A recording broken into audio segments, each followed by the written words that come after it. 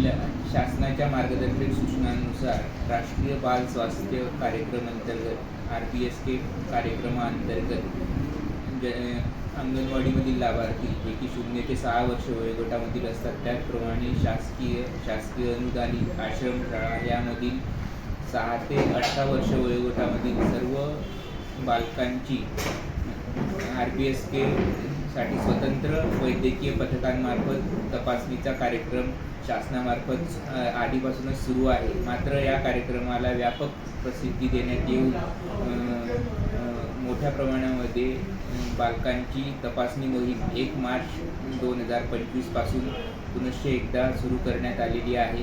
RBSK वैद्यकीय पथकामध्ये आपल्या तालुक्यामध्ये एकूण 4 पथकं कार्यरत असून एका पथकामध्ये एक पुरुष वैद्यकीय अधिकारी, एक महिला वैद्यकीय अधिकारी, एक औषध निर्माण अधिकारी आणि एक आरोग्य सेविका असे पथक आहे.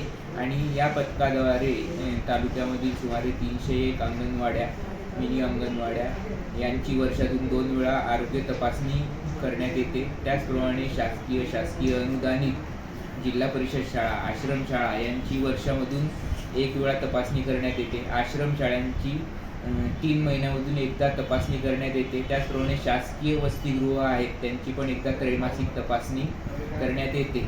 तरी शासनाच्या मार्गदर्शक सूचनानुसार पुनश्च एकदा ज्या शाळांची तपासणी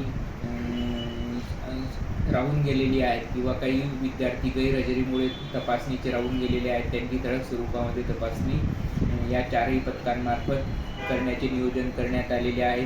त्यासाठी मार्च महिन्यामध्ये एकूण 18 शाळा, 27 अंगणवाड्या, त्याचप्रमाणे 11 आश्रमशाळा आणि 3 शासकीय वसतिगृहे यांची निश्चिती करण्यात आली असून या महिन्यामध्ये त्यांची तपासणी करण्यात येणार असून या तपासणीमध्ये हेड टू टो म्हणजे डोक्यापासून ते पायापर्यंत पूर्ण सखोल तपासणी या पथकांमार्फत करण्यात येते. त्याचप्रमाणे 4 जे D आहे या 4 Dवर या कार्यक्रमामध्ये फोकस करण्यात येतो. यामध्ये पहिल्यांदा D म्हणजे कोणत्या प्रकारची डिफिशियन्सी बालकाच्या शरीरामध्ये आहे का. त्याचप्रमाणे दुसरा D म्हणजे डिसीज, कोणता आजार बालकाला आहे. त्याचप्रमाणे डिले म्हणजे वाढीमध्ये किंवा विकासामध्ये कोणता टप्पा उशिरा येतो आहे का किंवा कोणत्या टप्प्यावर उशीर झालेला आहे, कोणत्या प्रकारचा डिले झालेला आहे हे तपासणी करण्यात येते. त्याचप्रमाणे चौथा D म्हणजे डिफेक्ट, कोणत्या बालकाला जन्मतः व्यंग आहे का किंवा जन्माला आल्यानंतर कोणतं प्रकारचं व्यंग दिसून आलेलं आहे का. त्यामध्ये डोळ्यांनी दिसणारे जे डिफेक्ट आहे त्याला व्हिजिबल बर्थ डिफेक्ट म्हणतात. किंवा स्क्रीनिंग केल्यानंतर, तपासणी केल्यानंतर काही